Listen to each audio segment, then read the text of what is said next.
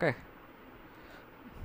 सो जैसा कि मैंने आपको बताया था कि कॉड हैव टोल्ड और Codd have said in his golden rules that there should be one value that should be domain specific value. Okay, that should be independent from all domains. Okay, and this value will represent absence of information or non applicability of information. ठीक है, we have all discussed all these things in our relational algebra class. So अगर आपको कोई फिर से confusion अगर हो तो आप वो लेक्चर फॉलो कर सकते हैं। सो जैसा कि मैंने बताया कि sometimes you may not have values for certain attributes, so you can allow null value in your database.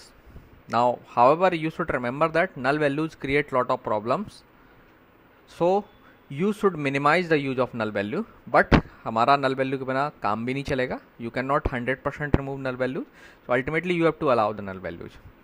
Now you also have you are aware about that कि null value जो है आपके कंपैरिजन्स में और अरिथमेटिक ऑपरेशंस में problems create करते हैं। So we should have a proper treatment of null values. So database have also provided proper treatment of null values.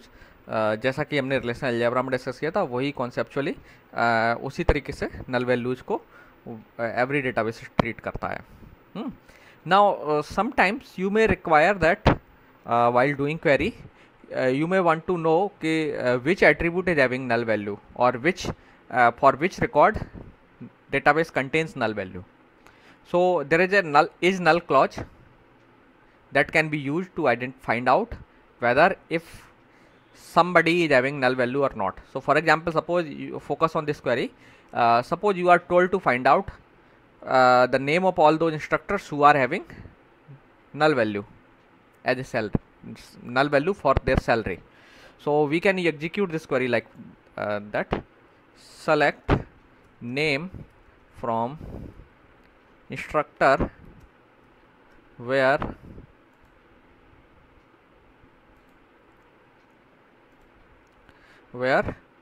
let's say salary is null. ठीक है, so there is no value there, there is no such record is there. So let me see कि किसी और table में है क्या ऐसा। Let's see department table में है क्या जहाँ पे बजट नल हो। हालांकि आई डोंट थिंक सो कि ऐसा कोई रिकॉर्ड होगा। अच्छा ठीक है, मैं अभी टिक कर लेता हूँ DPT_name। thank you for pointing out the error. Department.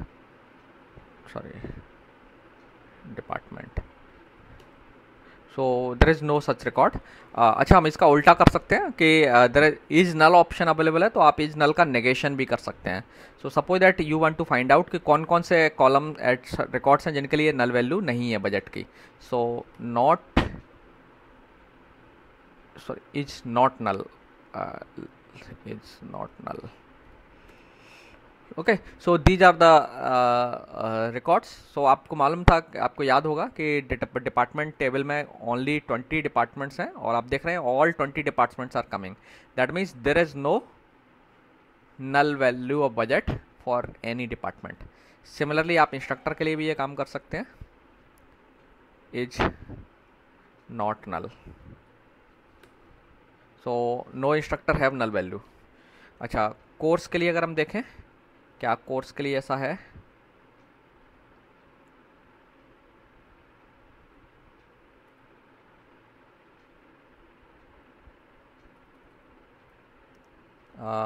Title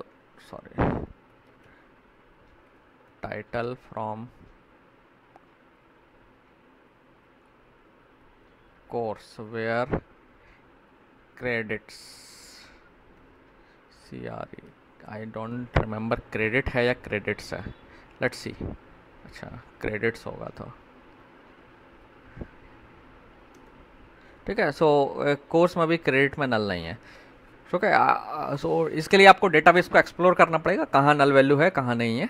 so I am not able to find out null value, but this is the clause that can help you to know weather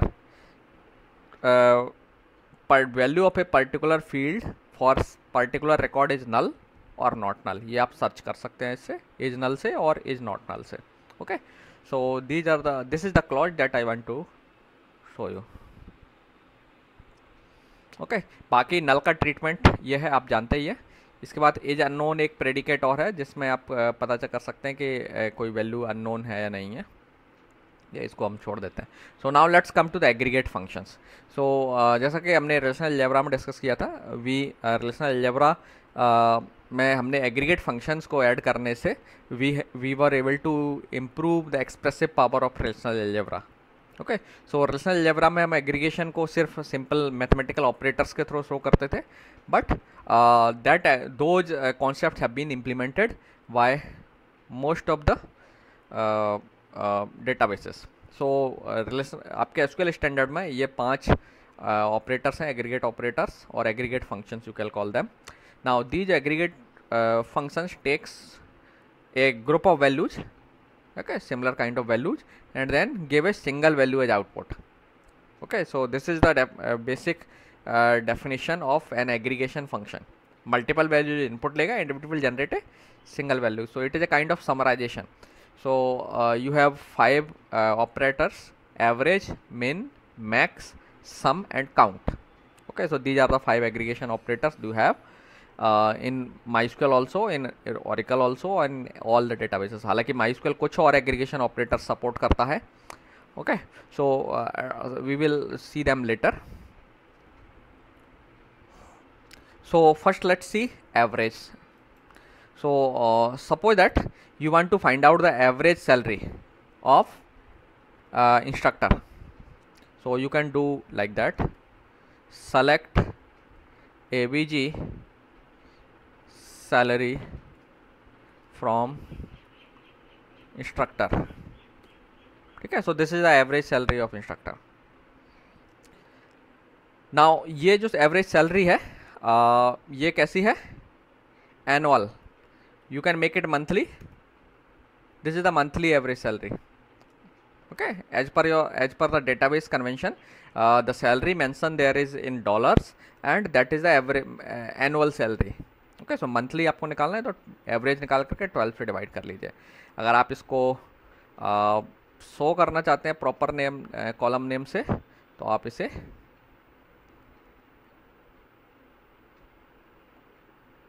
average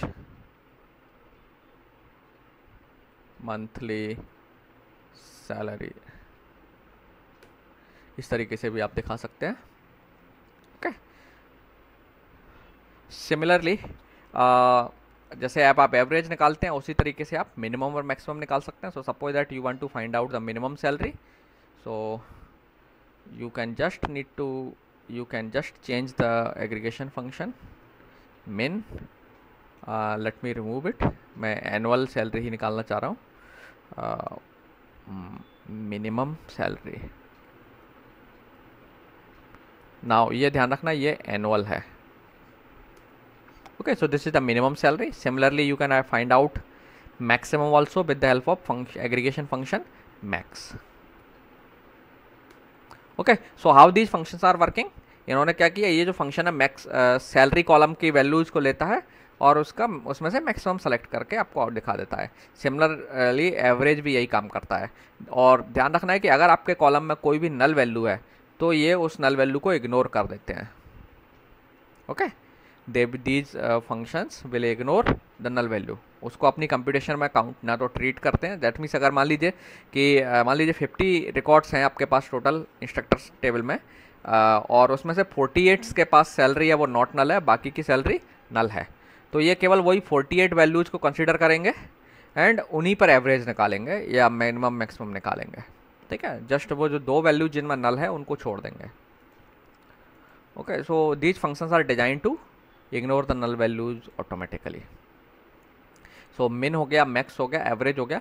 similarly आप total salary भी निकाल सकते हैं कि total salary कितनी खर्च हो रही है यूनिवर्सिटी में,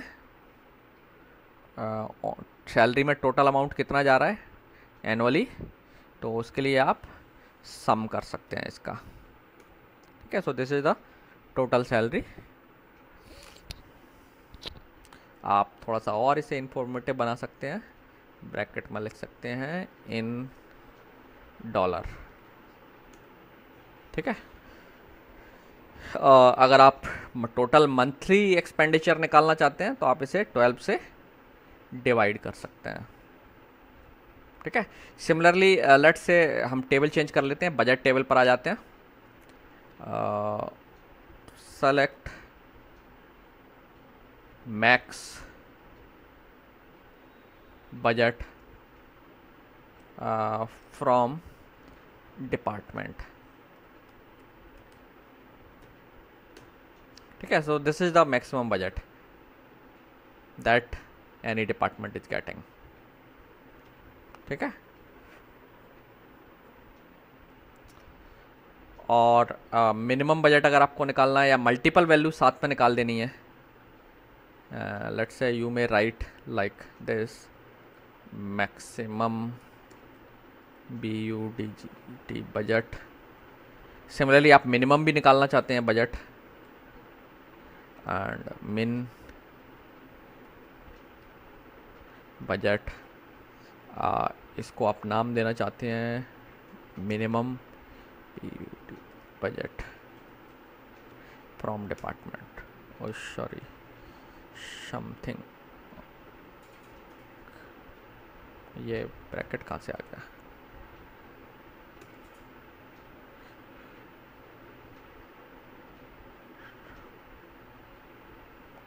min budget, so it is showing error here,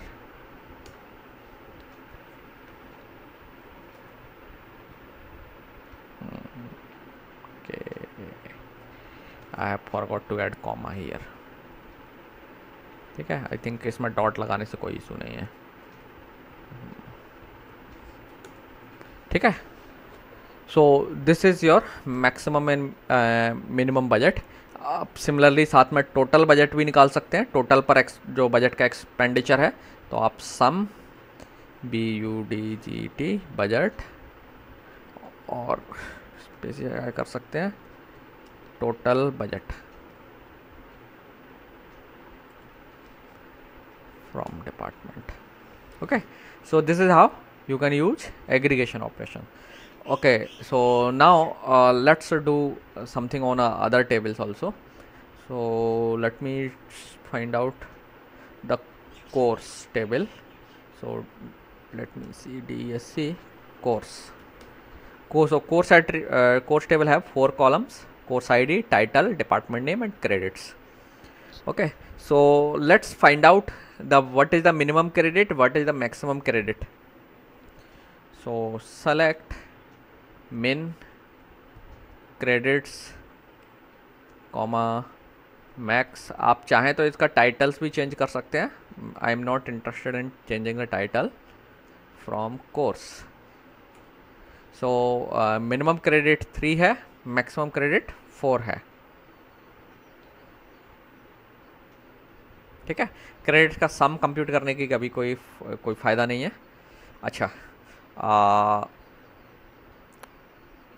So these are your sum of the aggregation। so हमने 4 डिस्कस किए, count we have not discussed.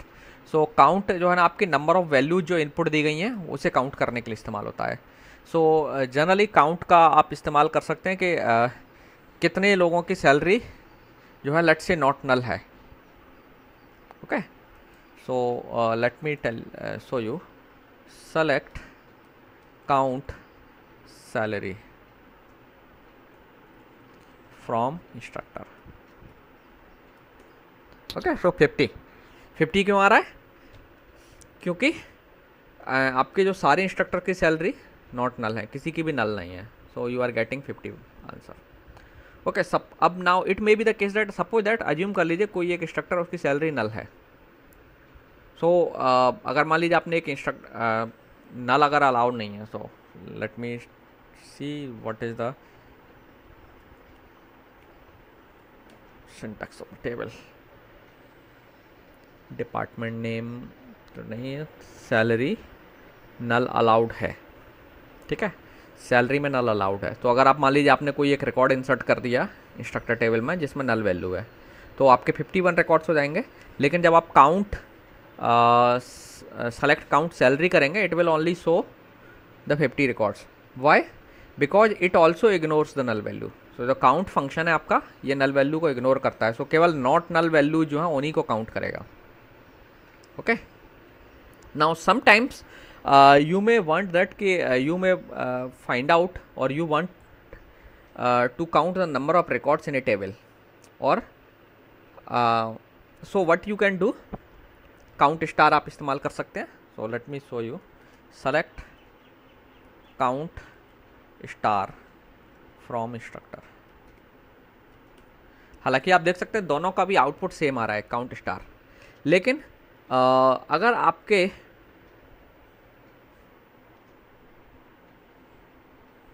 Salary में नल वैल्यू अगर होती सैलरी कॉलम में, तो दोनों के आउटपुट डिफरेंट होते हैं।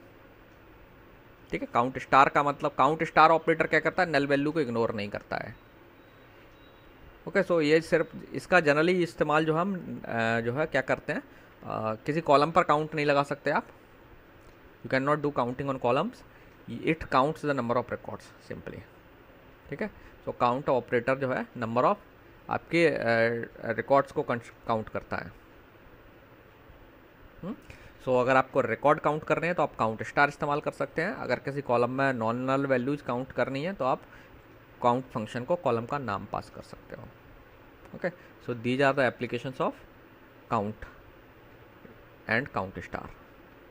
ठीक है, so these are 5 operations, aggregation operations that you can use।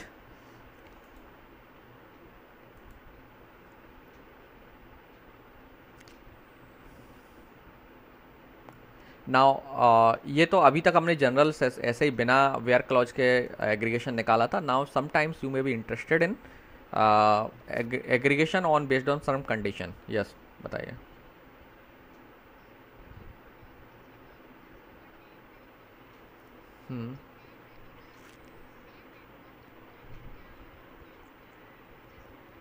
Count करता है, काउंट करेगा। मान लीजिए 2 इंस्ट्रक्टर्स के नाम सेम है, then it will count them 2।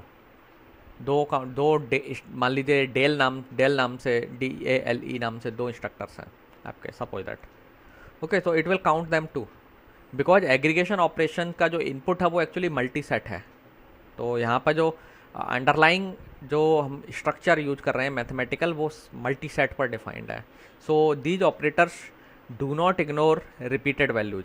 नहीं तो अगर आप इमेजिन करिए कि आप सम कर रहे हैं, तो आप अगर रिपीटेड वैल्यू को इग्नोर कर देंगे then you will get wrong result. Yes और नो? सैलरी का सम आप कर रहे हैं और आप उसमें से डुप्लीकेट हटा देंगे, then you will end up with wrong result. So इसलिए नेचुरली ये जो ऑपरेटर्स हैं ये डुप्लीकेट वैल्यूज को रिमूव नहीं करते हैं। ओके, बिकॉज ये जो ऑपरेशंस हैं मल्टी सेट के ऊपर डिफाइंड है। इनके लिए जो अंडरलाइन जो स्ट्रक्चर है, मैथमेटिकल स्ट्रक्चर, वो सेट है, वो सेट में भी मल्टी सेट है। ओके, सो ये फैक्ट आपको रिमेंबर रखना है। आपने अच्छा क्वेश्चन पूछा कि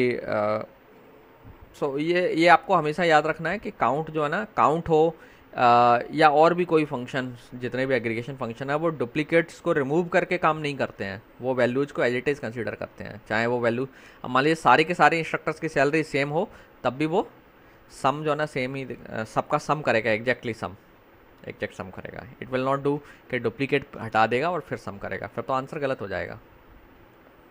ठीक है ना? Okay, so now suppose that you want to find out let's say average salary of computer science department. So how you will do that?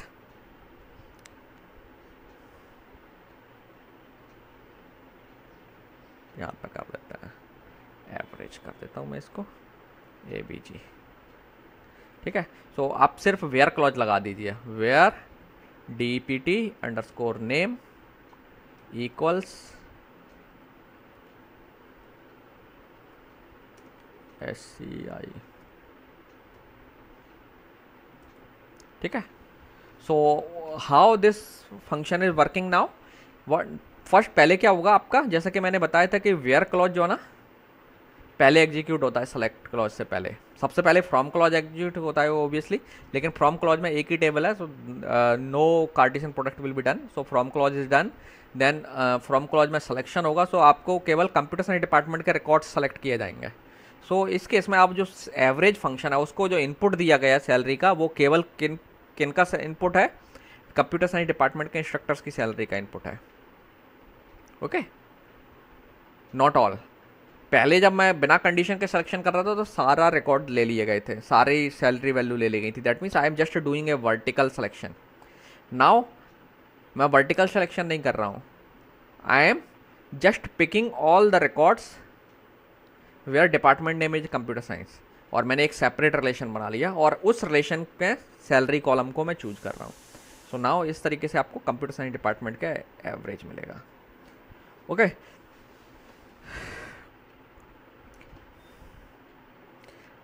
Now आप चाहें तो कंप्यूटर साइंस और स्टैट का भी ले सकते हैं, और let's say department name equal to jointly आएगा, ध्यान रखना दोनों का एवरेज आएगा, स्टैटिस्टिक्स।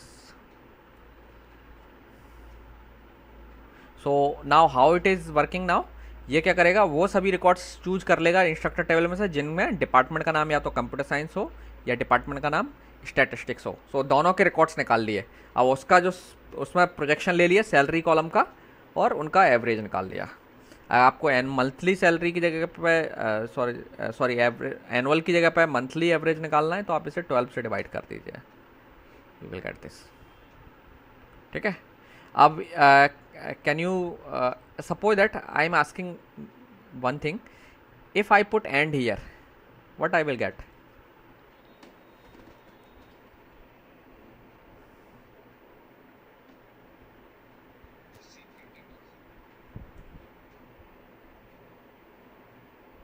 null. Why?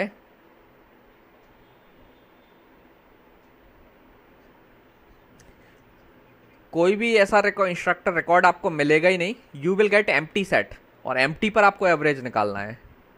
सो आपको नल वो शो करेगा। रीजन ये है कि कोई भी इंस्ट्रक्टर ऐसे नहीं है जिनके 2 डिपार्टमेंट हों। हाँ, अगर 2 डिपार्टमेंट वाला एक इंस्ट्रक्टर मिल जाए जो स्टैट को भी बिलोंग करता है, कंप्यूटर साइंस को भी बिलोंग करता है, तो कुछ ना कुछ नॉन जीरो नॉन नल आ जाती वैल्यू। लेकिन यहाँ पे इनपुट ही नल है, एम्प्टी है, सो आउटपुट इज नल। ठीक है,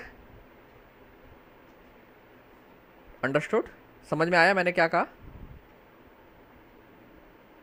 let me repeat again if somebody is having confusion. क्योंकि मैंने यहाँ कंडीशन लगाई है कि डिपार्टमेंट का नाम कंप्यूटर साइंस होना चाहिए और साथ में स्टैटिस्टिक्स भी होना चाहिए। तो एक साथ किसी इंस्ट्रक्टर की 2 डिपार्टमेंट की वैल्यू है ही नहीं है आपकी टेबल में। Instructor is having only 1 department, instructor is associated with only 1 department, so there is no point having 2 department names simultaneously. So that means you are getting 0 record from this selection. So that means आपको जो input relation मिल रहा है जिस पर average काम करेगा, वो input relation एक empty relation है, no record is there, और empty relation पर आप averaging करेंगे then you will get null। ठीक है, so थोड़ा सा केयरफुल रहना है जब आप ये इस तरीके की कंडीशंस लगा रहे हो। ओके, सिमिलरली मान लीजिए आपको कंप्यूटर साइंस को छोड़ करके सारे इंस्ट्रक्टर्स की एवरेज सैलरी चाहिए, तो क्या करेंगे आप?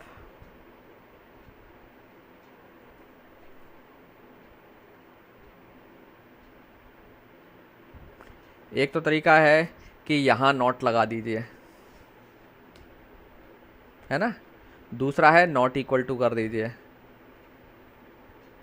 सो I think not equal to operator ये है, मैंने कभी यूज नहीं करता हूँ नॉट इक्वल टू बहुत कम यूज किया है। सो दोनों का आउटपुट, अच्छा आउटपुट डिफरेंट क्यों आ रहा है? अच्छा नॉट लगा दिया है 2 बार, हाँ 2 बार नॉट लग गया ना, इसलिए आप सेम आएगा। Okay, so this is how we can work with that with departments। आप मल्टीपल डिपार्टमेंट्स भी मिला सकते हैं और कंडीशन से कई सारे डिपार्टमेंट्स का मिला करके एवरेज बना सकते हैं, मिनिमम निकाल सकते हैं, मैक्सिमम निकाल सकते हैं, एंड और भी काउंटिंग डिपार्टमेंट में इंस्ट्रक्टर्स काउंट कर सकते हैं। अच्छा You can use how can you tell me how we will be able to count the number of instructors in, let's say, statistics department? Can you कोई भी बता. हाँ ठीक है. So what you will write, let me use previously assigned queries. क्या करें, instructor count करना है तो मैं आईडी भी यहाँ साइन कर सकता हूँ, नेम भी काउंट कर सकते हो आप. आईडी और name from instructors where department underscore name equal to statistics. ठीक है, अगर कोई टाइपो हो जाए तो आप पॉइंट आउट कर देगा. सो 6 इंस्ट्रक्टर्स हैं टोटल. अगर आप ये कहें कि दोनों के जॉइंटली बताइए कंप्यूटर साइंस भी मिला करके, तो और DEPT underscore name equal to let's say computer SCI, शायद स्पेस है ना. सो टोटल 8 इंस्ट्रक्टर्स हैं. और सिमिलरली आप मान लो आप चाहते हैं कि डिपार्टमेंट नेम फिजिक्स हो, उसमें कितने इंस्ट्रक्टर्स हैं तो वो आप निकाल सकते हैं. Just put right physics there. ठीक है, ओनली 2 इंस्ट्रक्टर्स हैं. अच्छा, सिमिलरली अब मान लीजिए ये जानना चाहते हैं कि डिपार्टमेंट में can you help me to write a query to find out how many departments are running in Taylor building. Number of departments that are running in Taylor building.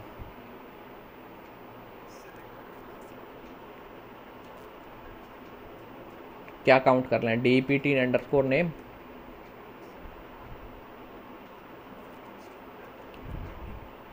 ना ना ना, इंस्ट्रक्टर से नहीं आएगा ये काम. इंस्ट्रक्टर में बिल्डिंग नहीं है. Department from department where building equals Taylor. I think Taylor नाम से तो बिल्डिंग है. There are 3 departments. ठीक है, आप वो उनके नाम भी जानना चाहें तो नाम जान सकते हैं. काउंट हटा दीजिए.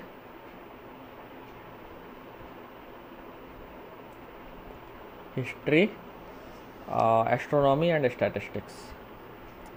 अच्छा, टोटल बिल्डिंग्स नेम्स क्या हैं. Select distinct building from department. Thomson Rhodes main and so on, है ना. टेलर ही easily remember name है. Thompson can also be remembered. Okay, so this is how you can work with aggregation. Now क्या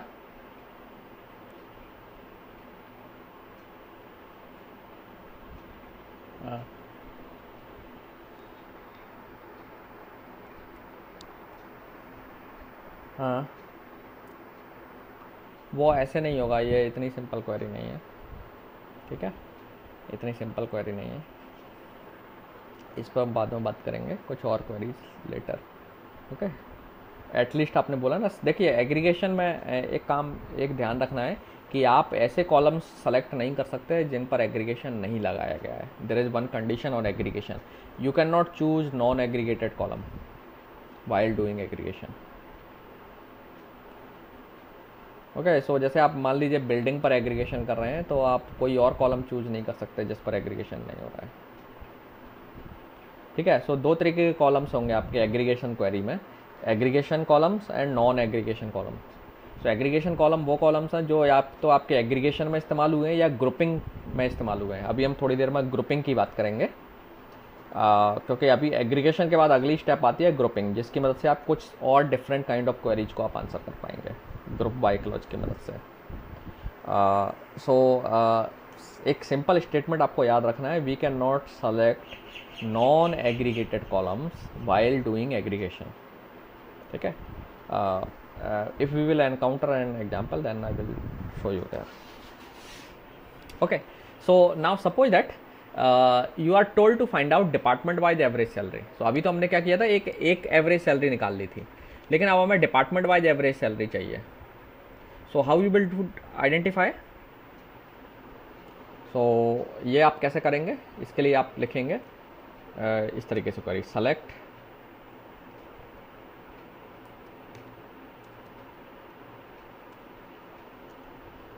comma average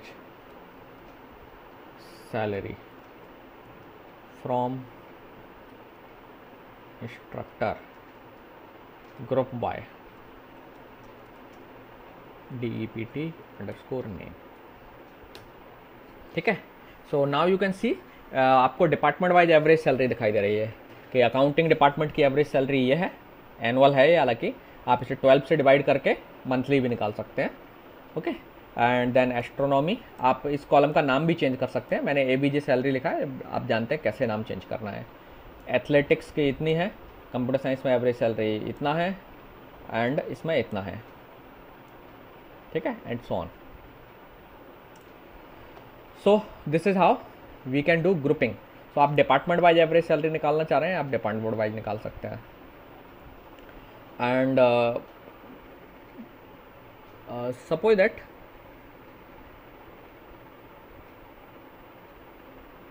आप साथ में department wise maximum और minimum भी निकालना चाहते हैं, कॉमा मैक्स सैलरी कॉमा मिन सैलरी. ओके, सो नाउ याद रखना है आप यहाँ पर जैसे अब मैं एक एक्सप्लेन करता हूँ चीज़ें कि नॉन एग्रीगेटेड कॉलम और एग्रीगेटेड कॉलम का मतलब क्या होता है. सो एग्रीगेटेड कॉलम का मतलब है वो कॉलम्स जो एग्रीगेशन में यूज हो रहे हैं. सो आपका कॉलम सैलरी कॉलम एग्रीगेशन में यूज हो रहा है, तो you can select salary column. ठीक है, जो आपने आप आ रहा है सैलरी कॉलम, तो एग्रीगेशन लग रहा है ना, इसलिए एग्रीगेट होके आ रहा है.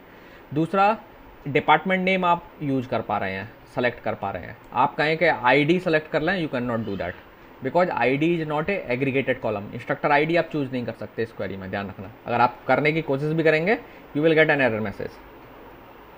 Let me show you. ठीक है, because this is a non aggregated column, जिस पर एग्रीगेशन हुआ ही नहीं है, आप उस कॉलम को सेलेक्ट नहीं कर सकते एग्रीगेशन करते समय. ओके, अब आप कहेंगे डिपार्टमेंट नेम पर कहाँ एग्रीगेशन किया है, तो आप देख सकते हैं मैंने डिपार्टमेंट नेम पर ग्रुपिंग की है. ओके, इसलिए मैं डिपार्टमेंट नेम को चूज कर पा रहा हूँ. अगर ग्रुप बाय क्लॉज नहीं लगाते तो आप डिपार्टमेंट नेम भी चूज नहीं कर सकते थे. ओके, सो ये कॉलम्स आपके एग्रीगेशन में यूज हो रहे हैं. सो जो कॉलम्स एग्रीगेशन में यूज होते हैं, आप उन्हीं का सिलेक्शन कर सकते हैं. नाउ अब क्वेश्चन अराइज होता है कि हम नॉन एग्रीगेटेड कॉलम नहीं सेलेक्ट कर सकते, इसको रोकने का या इसको मना करने का क्या रीज़न है. Can anybody tell me why we are not going to be allowed to select non aggregated column like ID या instructor name.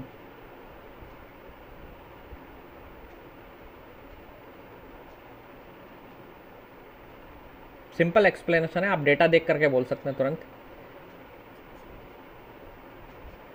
देखिए, आप अगर आप देखेंगे तो यहाँ हम शो क्या कर रहे हैं, एक्चुअली ये डेटा आप देख रहे हैं तो एग्रीगेटेड डेटा है. एग्रीगेट डेटा के साथ हम इंस्ट्रक्टर ID कैसे शो कर देंगे, क्योंकि जब आप ID शो करेंगे तो अकाउंटेंट डिपार्टमेंट जो है, अकाउंटिंग डिपार्टमेंट, इसमें मान लीजिए 4 इंस्ट्रक्टर्स हैं, तो 4 ID आएंगे, तो हम उसे डिपार्टमेंट के साथ कैसे एसोसिएट करेंगे, है ना. So there is no point of organisation नहीं बन पाएगा डेटा का, और रीजन लॉजिकल भी सेंस नहीं बनता है. कंप्यूटर साइंस में 2 इंस्ट्रक्टर्स हैं. ओके, सो हम उनके नाम को यहाँ इसमें कैसे एसोसिएट करेंगे, आपको फिर डेटा रिपीट करना पड़ेगा. नहीं तो कंप्यूटर साइंस के साथ इंस्ट्रक्टर की ID, फिर इंस्ट्रक्टर के साथ एवरेज सैलरी आप लिखोगे, तो वो अगर आप किसी इंस्ट्रक्टर के नाम के सामने एवरेज सैलरी कॉलम लिखोगे, तो वो इंस्ट्रक्टर की एवरेज सैलरी है या डिपार्टमेंट की. आप तो डिपार्टमेंट की एवरेज सैलरी शो कर रहे हो और आप इंस्ट्रक्टर के नाम के आगे लिख रहे हो एवरेज सैलरी, तो इंस्ट्रक्टर की एवरेज सैलरी लगेगी वो. सो वो रीजनेबल और रेशनल नहीं बनता ऐसा कोई भी. इसीलिए और ना तो वो दिखाने का कोई पॉइंट बनता है, and neither we should be able to do proper, will be able to give any proper explanation कि ये जो डेटा हमने दिखाया है, लेट्स से इस अकाउंटिंग में 4 इंस्ट्रक्टर हैं तो इस डेटा को हम 4 बार रिपीट करके 4 इंस्ट्रक्टर्स की आईडी लिख सकते हैं, है ना।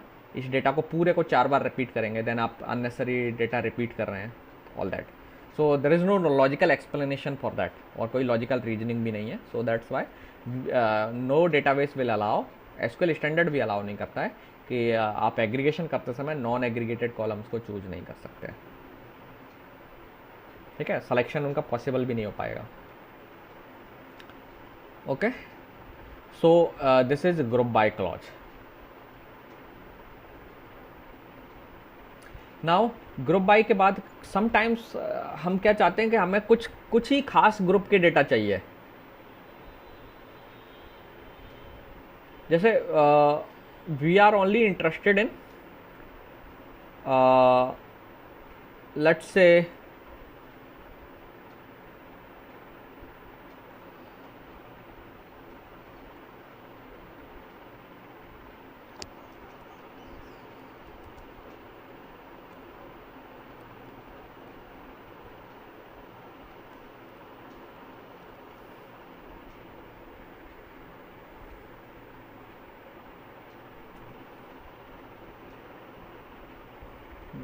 एक मिनट, मुझे कुछ वैल्यू चूज करने दीजिए।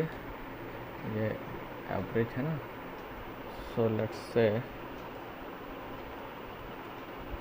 80,000,